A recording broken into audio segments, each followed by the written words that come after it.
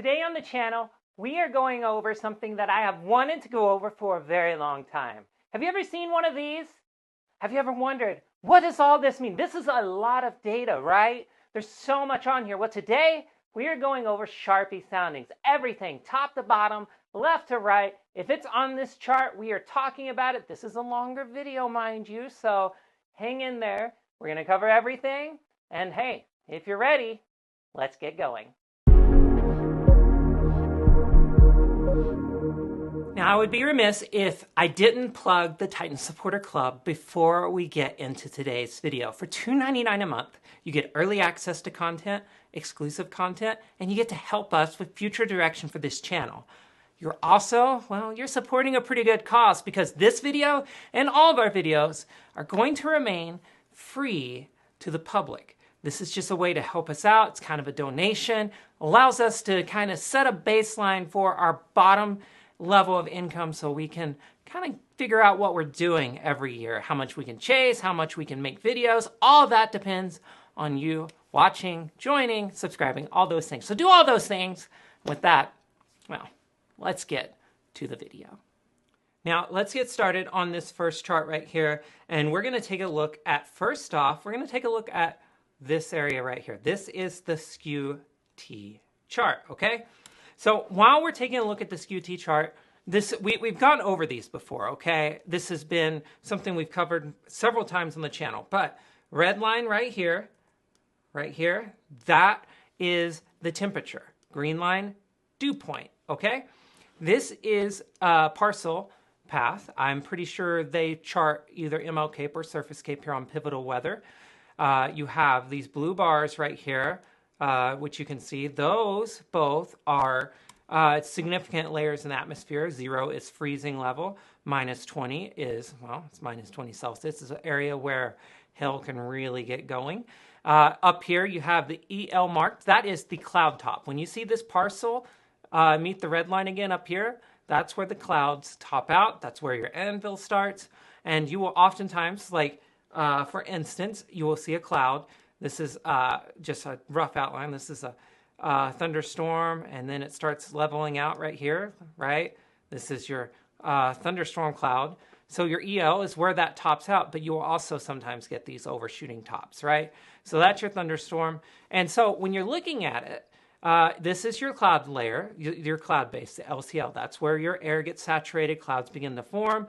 LFC is where convection is free to rise. So when you're looking at it, this area right here is an area that's capped off, right? And you can see that. You can see that right here. You can see this dashed line is to the left of the red line. And because of that, that's a classic tale of convective inhibition. We're going to talk about that in just a little bit. And we're going to talk about how it can be wrong as well. This is a model sounding. Keep that in mind. Also, you have your effective inflow layer, that blue area. Hey, one thing you're going to know, one thing you're going to learn very shortly is that all these colors match up. If there's turquoise one area and you see turquoise in another area, you can bet that there's a significant reason for that. They've designed this wonderfully, okay? Over here on the left side, you have what is called omega. I'll go into the upper aerodynamics at some point in a very lengthy video. There's no reason to do that here. But just for today, all you need to know is that if you see red, you have rising air. If you see blue, like somewhere up here, which is above the EL, that is sinking air. This is significant for a couple of reasons, okay? Let's go over here to another model sounding really quick. Let's find one with here. Here's a good one. So when you look at it, you see there is some sinking air right here. There's some rising air down here. This is important because when you see this sinking air aloft, you can bet that there's something going on up there. It doesn't mean it's always right either. It doesn't mean you can't get storms, but there's something going on. So your initiation may be delayed just a little bit or something like that. Here's a look at, again, cloud. Oh, let's try freehand, no arrow. Here's your cloud. and your storm, and obviously it tops out somewhere right in here, right? But here you see the LFC and LCL are a lot closer together, so immediately, once this storm base gets going, that air is rising. So, and you see that also over here. You see that without that capping. Anytime you see that red and green very close together, that indicates a saturated air mass. Oftentimes that'll mean there are some clouds there of some sort. When you're looking for structure, for instance, you don't want that, because if you get that, you're going to see clouds from here to here, low clouds. So if you're any distance away from a storm, it's going to be hard to see it because there's going to be low clouds all around it. So not good for storm viewing in those circumstances. So let's go back to our chief sounding for the day. Another thing to look at on the SKU-T. Let's take a look. Something that I failed to talk about a second ago, but I think is pretty important. You see these are going up and to the right. So the 0 degrees Celsius temperature, that's freezing. From bottom left to top right, that is the temperature all the way up. So it's even. This is even temperature with height. You're going up in height like this. We've gone over all this in another video. I don't really want to spend too much time on it, but basically this is the layout of a sounding. So when you see air doing something like this right here, where it's just kind of going up, that means that the temperature isn't cooling much. When you see it doing this and kind of crossing it like that at a 90-degree angle, that's when you have some really strong lapse rates. And that, my friends, is a sign that you're going to have some good instability. So with that in mind, anytime you see, sometimes you'll see it happen like this. You'll see like this and then back like that. That's a good sign that you have a very strong cap right there. So just a couple of things right there to keep in mind on this. And also another thing to point out, because this is going to come into play later, you have these layers of height, 12 kilometers, 9 kilometers, 6 kilometers. This is measured from the surface. So this is the surface right here. Where at the bottom of these lines, that's the surface. You see it also here, 0 kilometers. So if you change elevations, which let's do that really quick. Let's go over here to a different sounding. Let's try, all these are pretty similar, but you can see how that 0, you can see the 0 moves a little bit. That's a sign that you're a little higher in elevation, okay? Once you get out here to the high plains, that 0 may be up here closer to 850. So just a helpful pro tip for you. So that is the SKU-T. That's this area right through here, including the omega. There are a couple other things, though. Let's talk about those right now. Now, another note on omega, and this is something that I wanted to use this sounding for in particular, is when you see these omegas, positive omegas that are really strong. I say if it's ever to the left of this white bar, that means it is at least somewhat convectively contaminated. So that means there's some convective feedback loop going on in the model, which means that all this isn't going to be as reliable, right? It's not going to be as reliable. That's why I wanted to use this sounding from the outset, just to show you that. So this is not going to be as reliable because of the omegas being too positive. Just a helpful pro tip. Now let's move on to another piece of this. Okay, now the next place I want us to visit are these two areas right here. Both of these areas we're going to talk about. This is wind speeds with height. This is the inferred temperature. Wind speeds with height, okay? First off, again, note the colors. Red, green, yellow, and I'm going to call this turquoise and this cyan. Let's do that from now on. And so what do you see over here in the photograph? We'll get to the photograph here in a second. Those match up, right? So just so you know, you can see these, it's not an accident when things are matching up color-wise. Same thing here. You see this? Matches up with that. We'll talk about that in a second. So with this, you can see this is literally just showing you the wind speed with height. Why is that important? I'm scrolling between things way too fast.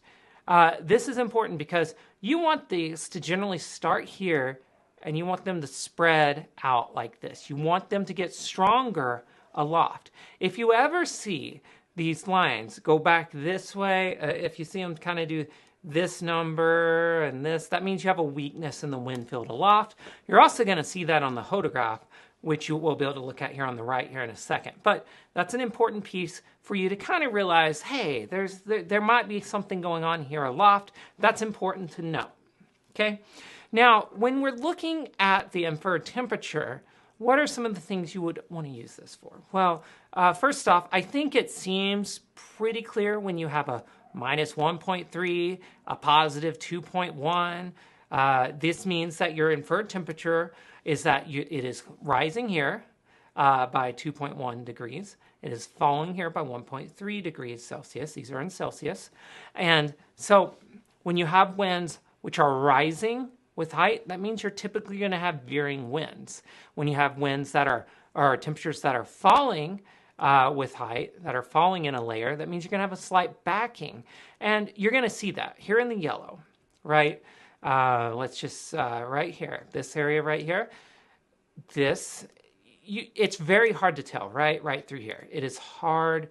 You can't really tell that there's a lot of backing, but here, there's a little bit of backing just above 6 kilometers. Now you go over here to the hodograph, there's the 6. We're going to talk about that a little bit more here in a second. And all of a sudden, this hodograph starts going back like this. Not a mistake. All these things correlate with each other. They're all data on top of data on top of data. It allows you to see things and build upon your knowledge, okay?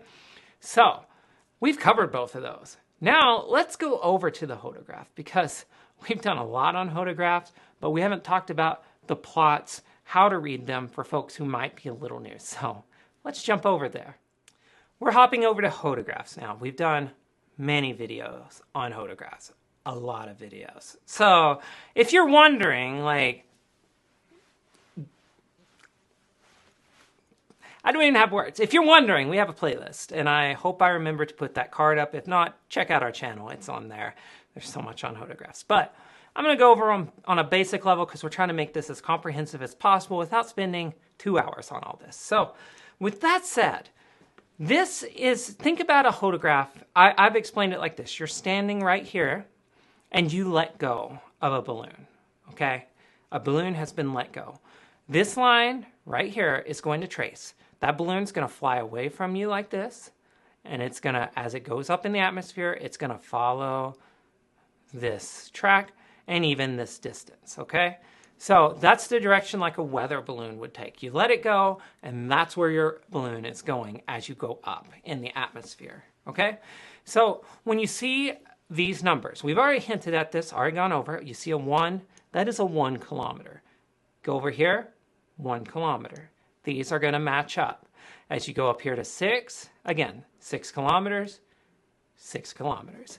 So just so you know, those are matching up. Same right here. We just went over this. Red, red, green, green, yellow, yellow, turquoise, turquoise. Okay?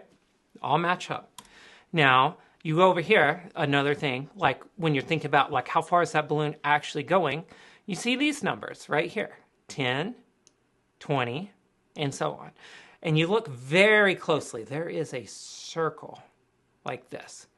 Let me see if I can draw these a little better. I have no idea what I'm doing. Oh, no. Let's try it again. Let's try that again. And so you'll see these concentric circles, and there is no way I'm going to do this really well.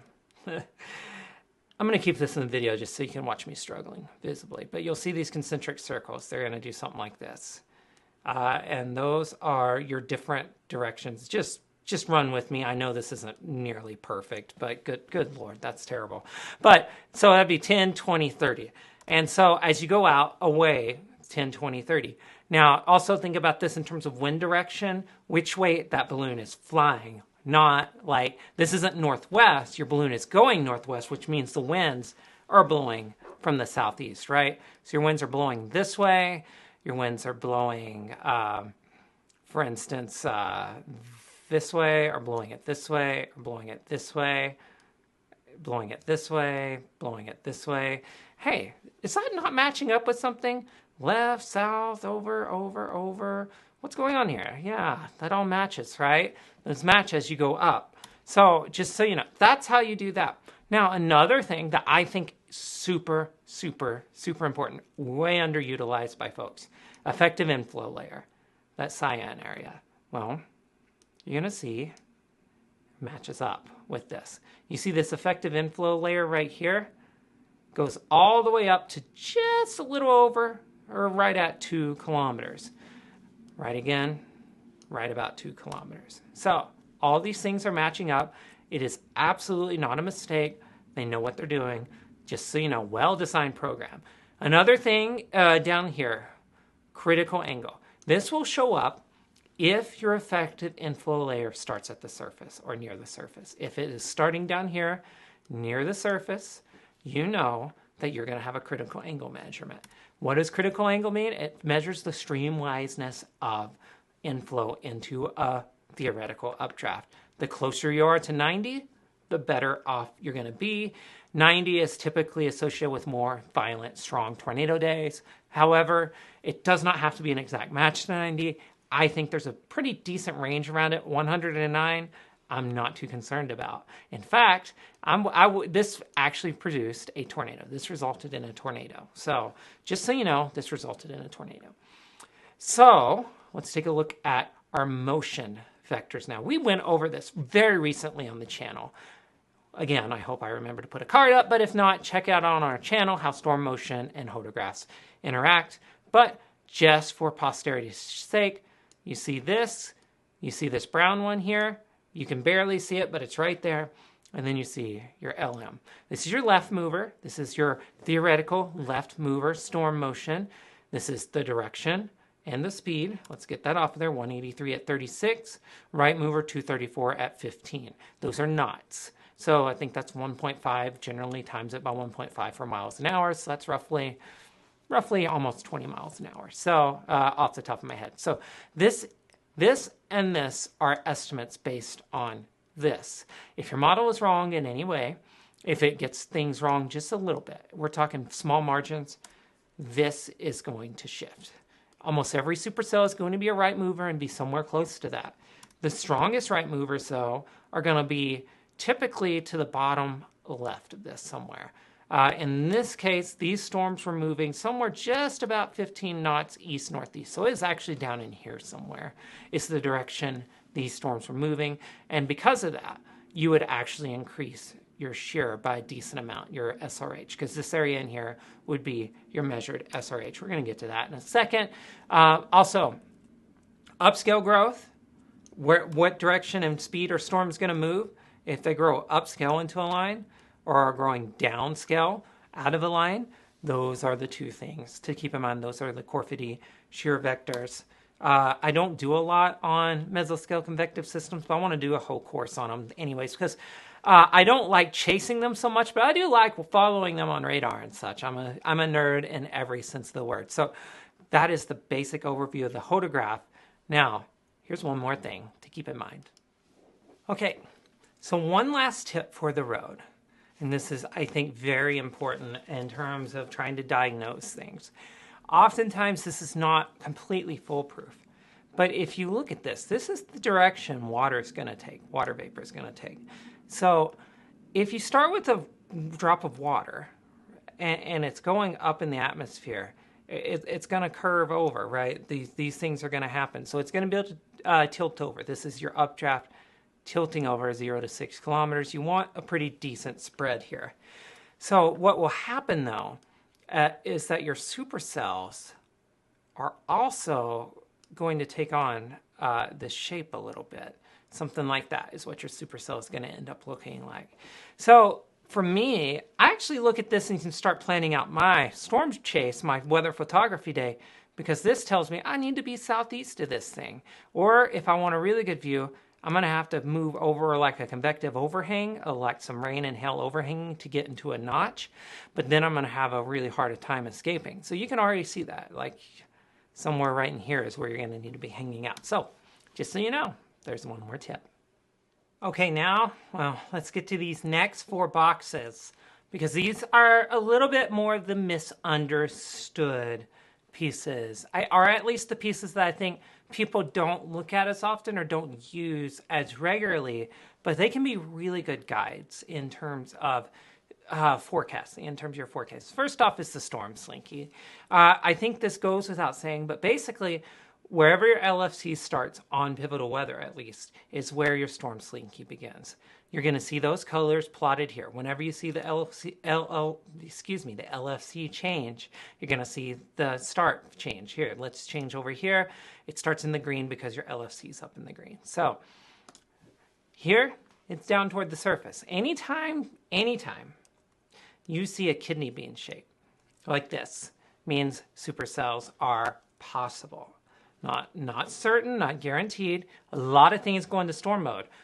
We've covered a lot of storm mode on this channel, but it's just one of the pieces of the guide that if you see a shape that looks like that, that's curved like this, that means supercells are possible. Now, it can be curved like this, or it can be curved like this, or it can be curved like this.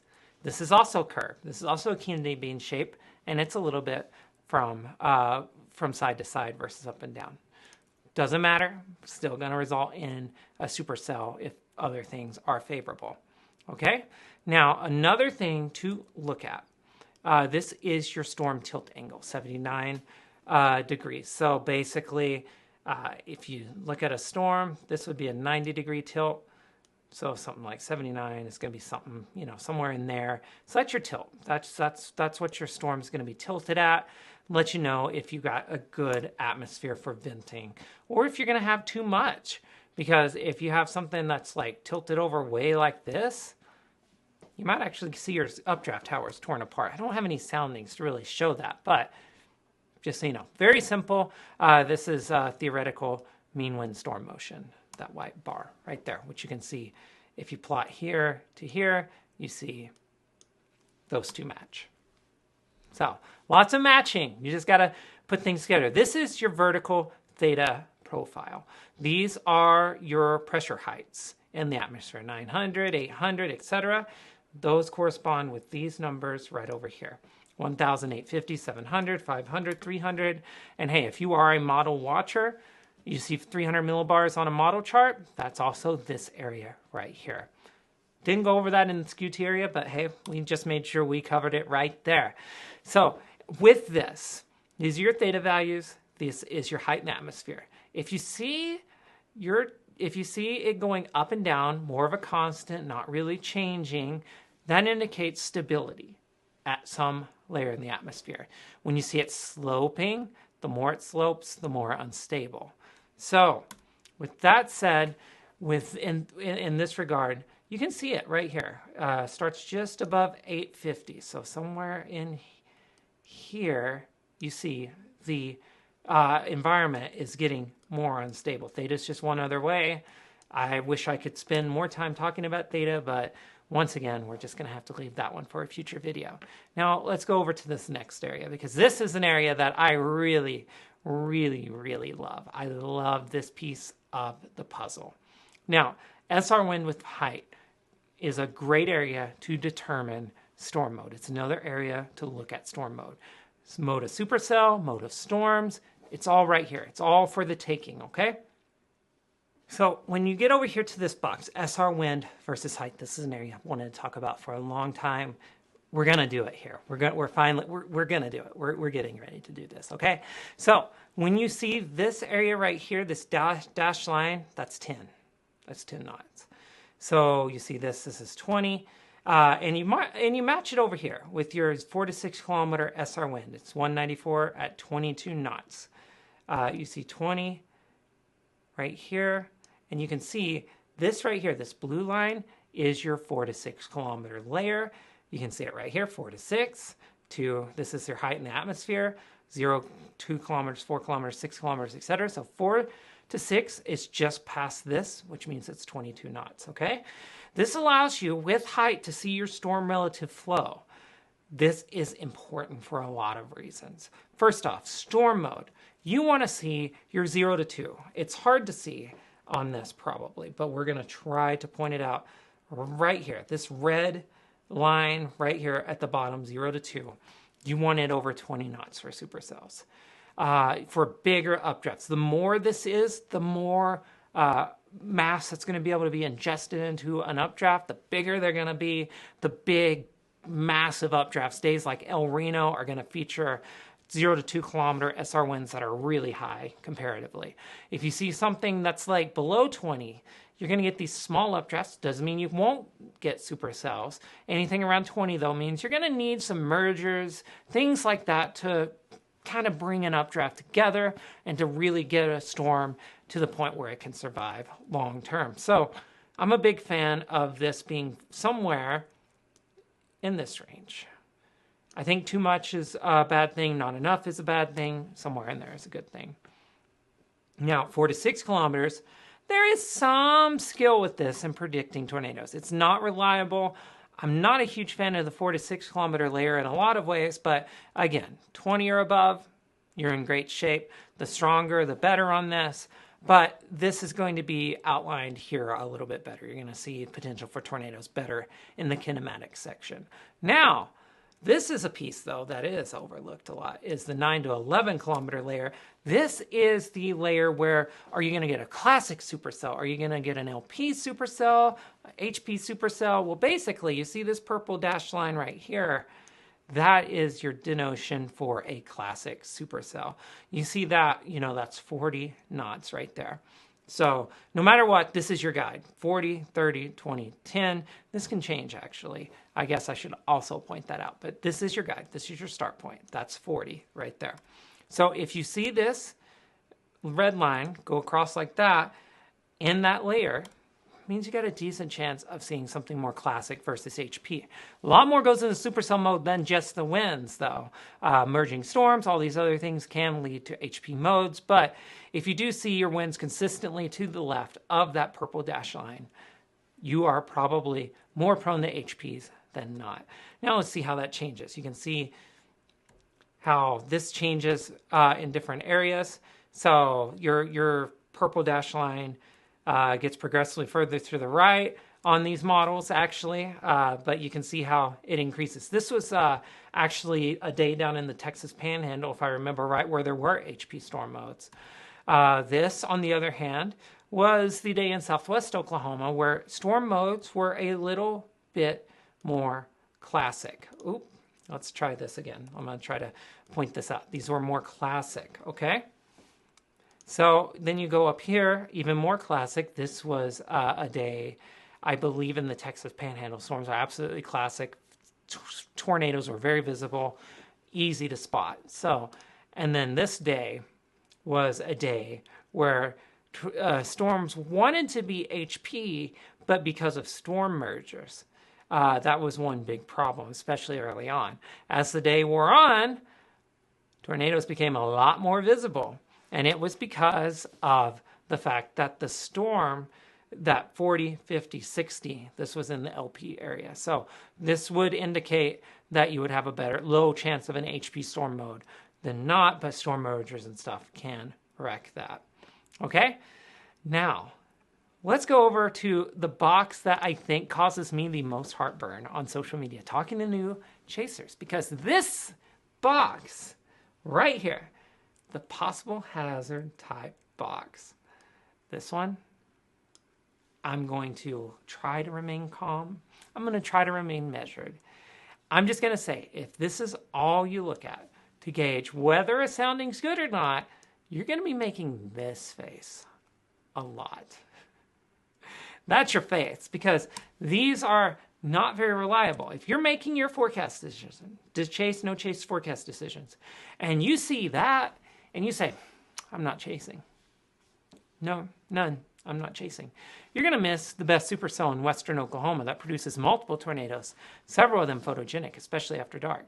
You see this, though. Some of these were right, though, because there were tornadoes. All these days here produce tornadoes, okay? So, but that none, I just want to include that. It sticks out. And the reason why that is because this model and this sounding in particular are a little contaminated, and they're showing a little bit more capping than was there in reality. So that's a caution. When you're looking at model soundings, know that the model is feeding back on itself. when you see stuff that doesn't make sense, that after the fact, like there was a tornado producing storm well into the night on this day, and you're seeing this on the forecast soundings, just assume they were wrong. They were wrong. And it was probably because you were getting convective feedback and things just weren't working on that model the way they should. Another thing that happened on this day, just as a quick recap to that storm motion and photographs video, these storms were moving east-southeast. Where does this have the right mover? It has it up here, right? You take that effective inflow layer and you do something like that, that's already more. But you added in that it was actually coming from the surface and the model was wrong, your SRH is a lot bigger. So, just so you know, you have to learn when to call models out for being wrong. Possible hazard type, you will see none, marginal TOR, severe, PDS TOR. It is calculating that based on a big set of parameters. I'm throwing those up on the screen right now, actually, I hope. Please remember to throw those up on the screen. But if I did throw those up on the screen, you're seeing all the things that go into it. There's a complex flow chart. It's very complex. It's basically use with caution. It's the best way I can put it. Use with caution. I would say, honestly, all of this, with model soundings, use with caution. Caution. There's an exclamation point. Caution. So, with that said, I'm ready now. I'm ready to move on to these areas right down here. This is, there's a lot to cover. Let's go to it. Okay, I'm going to do my best to explain this area down here, because this is a lot of data, okay? First off, surface parcel, mixed layer, forecast, most unstable, PCL parcel, okay? CAPE, we've gone over this many times on this channel. You can do a search. Look on this channel. If you want an explanation on CAPE, what to look for, all those things, just know it's on our channel if you really want to know the big difference. Just know, for me, for my purposes, I look at ML most often. So you see your CAPE, the more the better though. The more the better.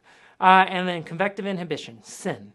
This is the closer you are to zero, the better. This is convectively contaminated. We've already gone over this, but you also see that here, denoted here. Big values of SIN right here, minus 316. It's so much that it's in the red, which basically means give up. But this model was wrong because it was getting convective feedback. So I'm including this sounding just because it is such a great example of why you can't trust soundings sometimes. So going over here, though, you see your convective inhibition is very low. You don't see that crossover so much, but that's because it's most likely it's down in here, up in here. It's just this line is imperfect. This is an imperfect line. When you see your convective inhibition at 64 like this or minus 11, you know you've got very little capping, very little keeping a storm from going, and you're going to have storms more than likely. If you can have especially some upper air lift, which you do see up here, especially at 500 millibars, there's some good lift up there. So, and this day, of course, did result in storms and a tornado. Your LCL, these are in meters. 1,000 meters is 1 kilometer. So, when you're looking at an LCL and you see it right here, you draw straight across, and it is 1044. That's because this is your mean layer, LCL and LFC, layer of free convection. You want the difference between both of these to be really low for a storm to really take off and mature, especially for tornadoes. I talk about this all the time, but you want that to be really close because basically, the closer those are together, the less air has to be forced upward. Theoretically, if this was a day, and you did have a storm ongoing, because storms can exist in an environment like this if they're already going. Let's say you had a storm already going, and this was completely real. Basically, this storm would be taking in air down here and lifting it upwards, right? Well, through here, it has to be brute forced up. Your air is not going to hit here and just automatically rise. your air is going to hit here and it needs to be forced upwards, which means the storm, the environment has to do all that work, and it also means that you're going to get slower accelerations. Your updraft, your air parcels aren't going to be moving that fast through there. They're being forced upward, it's slowed, and we know that a key part of tornado formation is that vorticity that's that way being tilted that way. If it's not being tilted and stretched a lot because those are apart, not going to have a big tornado day if that were actually the case. It's going to be harder to get a tornado in those types of environments. Storms can make their own environments. So again, models, you can't trust them fully, but just so you know. So your LFC, your lifted index, difference in your temperature right here, and your parcel, the more the better. Those are pretty solid LIs. Not the best, but pretty solid. And again, EL, once again, in meters, way up here, 12 kilometers. Oop. I'm getting this wrong all the time. 12 kilometers is right here. You can see this is just below 12 kilometers up in the atmosphere. So that's a good measure of your EL with these different air parcels. Your most unstable would be something you can use. Let's say if this was a real thing, you would see that your most unstable air parcel starts somewhere in that range right there. So, don't want to delete that. And so your most unstable air parcel starts there, lifts upwards. So those are those. Now, let's go down here because this. Woo. So PW here. Let me try to freeform this. PW here. This one, precipitable water. This is something you see used all the time in like the monsoon. I actually feel like there's actually a piece of this that if it's too high, storm photography isn't that great because you're getting you're getting clouds forming all around. You can also see that over here. If these are really close together, especially as you go up, that's a problem. Something that I do want to point out though, when you're relating these together though, is this right here. You can see where sometimes it's very dry up here, closer together, all that. This is allowing you to see what kind of an environment am I dealing with today in terms of photogenicness. You want these to be separate. You want them to look something like that. This was the most photogenic day of the year, in my opinion, and you can see the reason for that is because all the way through here, the lower parts of the atmosphere was pretty dry. There weren't a lot of low clouds around these storms, and thus you got some awesome looking storms. As you got toward evening, these storms actually had a lot more trouble with low clouds forming around them. Updrafts love to form low clouds around themselves. And then you see here, you have the relative humidities at different layers, the low level, the mid layers. Both of these are important because of a variety of factors. I don't look at those too often, but just know the more humid the mid layers are, the better chance you have, and the mid layers is somewhere in here in this model chart. You probably got a disturbance, something like that, deep moisture, that sort of thing. Downdraft cape, though, this one's a big one. When you're looking at a day with a lot of downdraft cape, anything over 1,000 is considered pretty significant. That's a good sign, damaging winds. So days with really dry low levels, the drier low levels, the more your downdraft cape is going to be generally.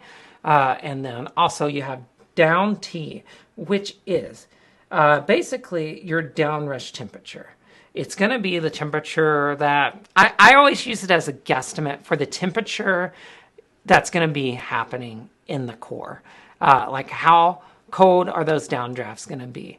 And the colder they are, well, the colder it's going to be inside of those storms. It's not perfect. I don't use it that often, but it's there, and it's there to be used. So you have over here, you have total totals, which is 57.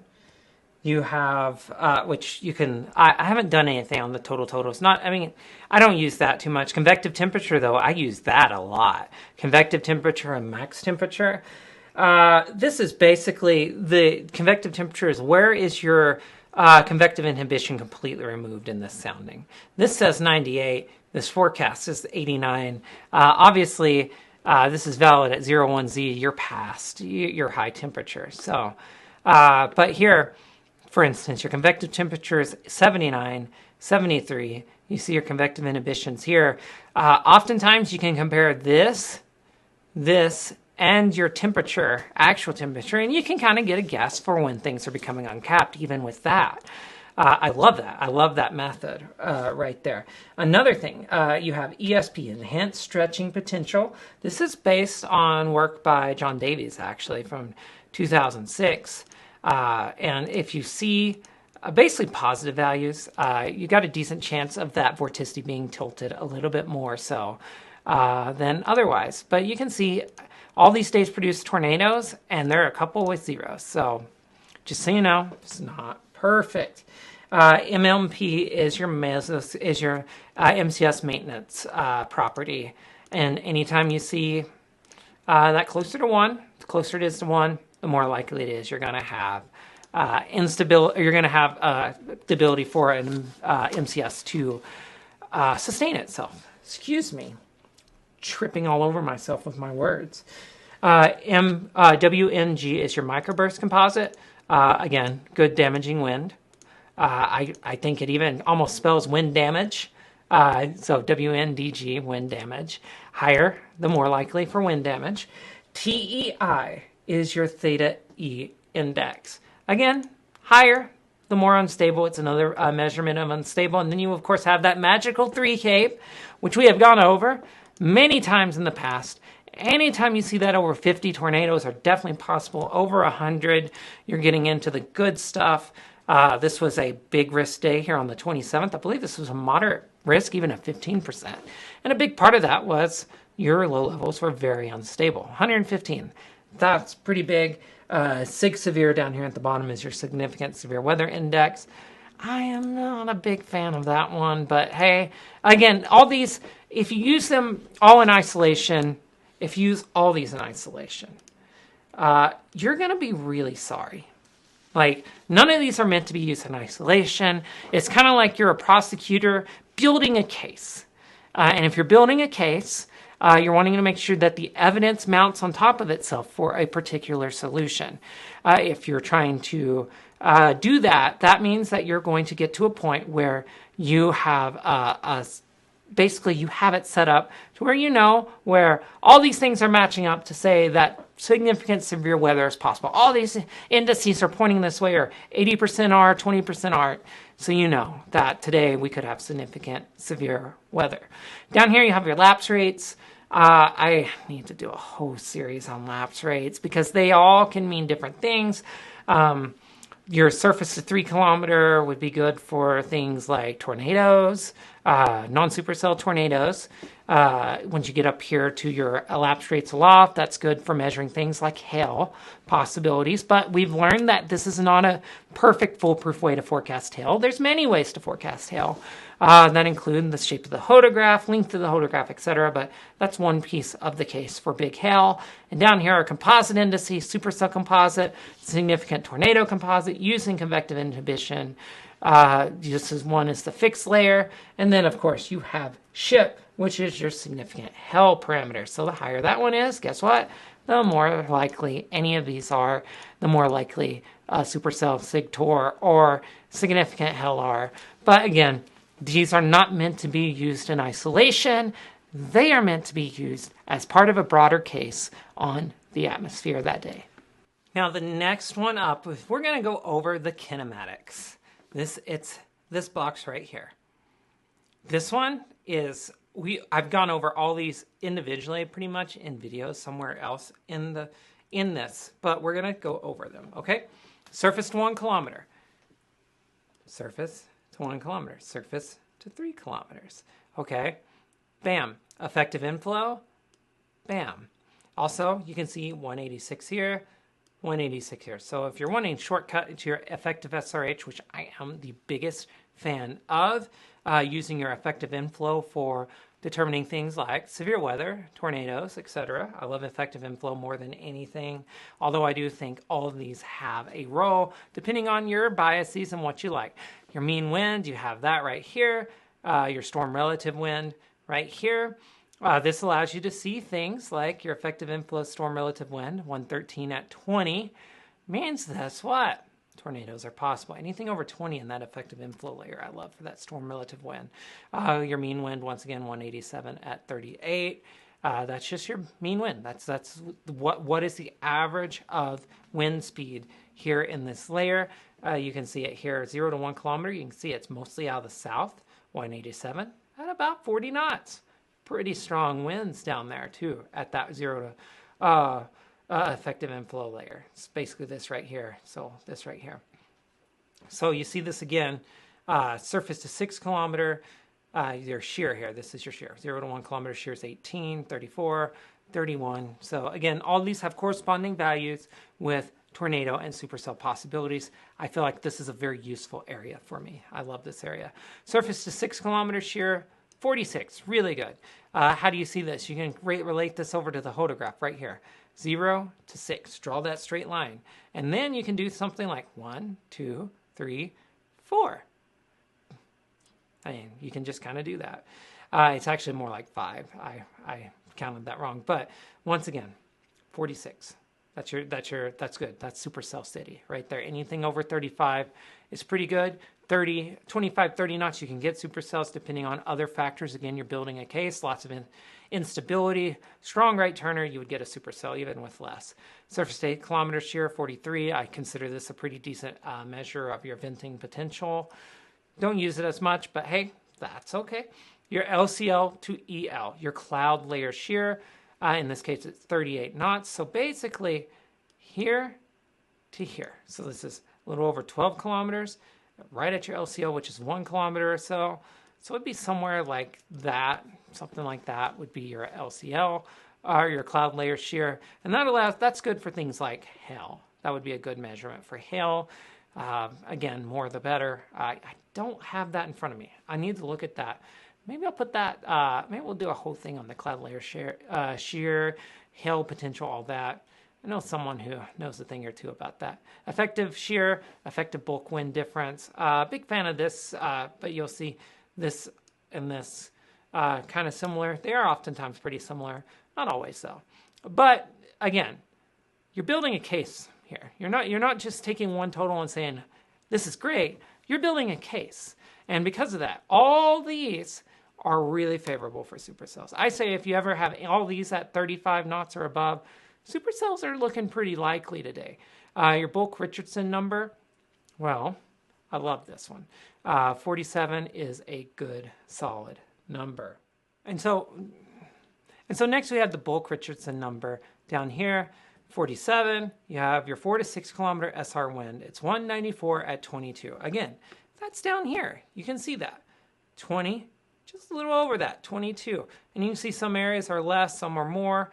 There needs to be more scholarship on this and this, I think, because I think there are some things to be discerned there that we don't have. Storm motion vectors, you have your Corfity down shear, Corfity up shear, up, down. You also have your right and your left, right, left. And so those are denoted right here. This is your 1 kilometer and 6 kilometer above ground level wind barbs. Again, this red is really hard to see, but you can see it's right there. And then it's up here. So 6,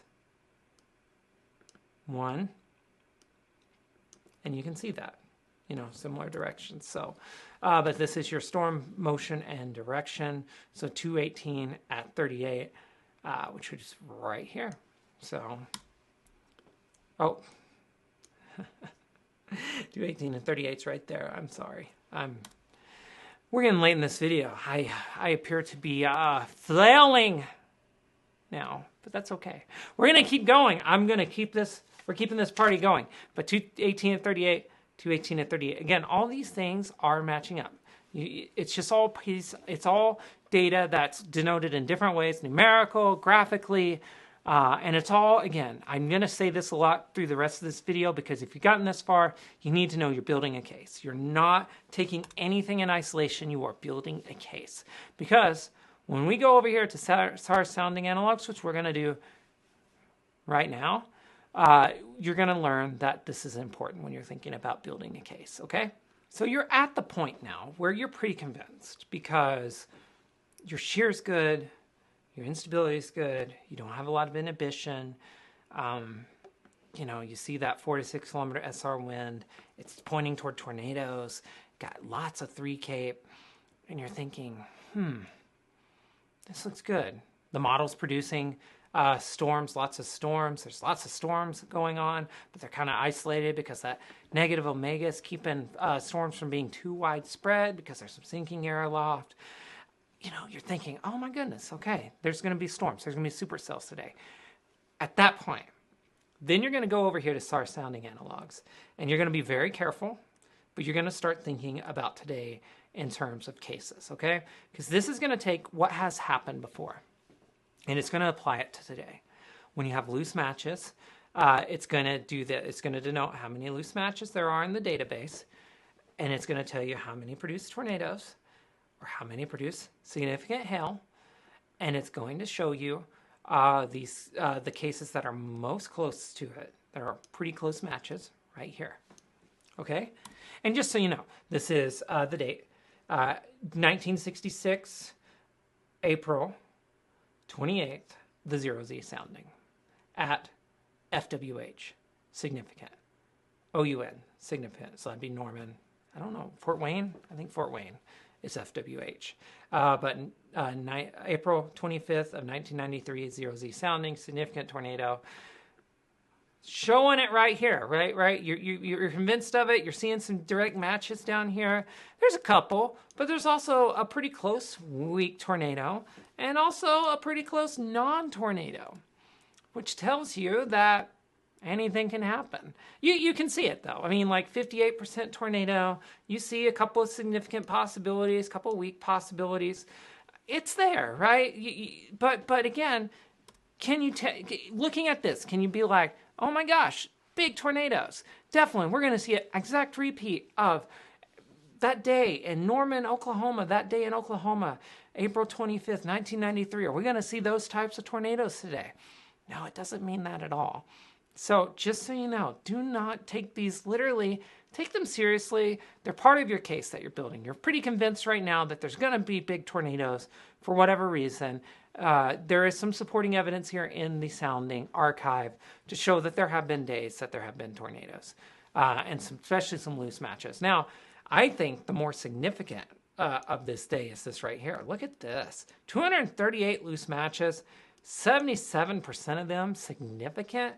You have several really close matches with giant hail. Look at that. Tons and tons of matches with giant hail here. 2.5, 3. So this one's a little bit more significant because you have a lot more close matches.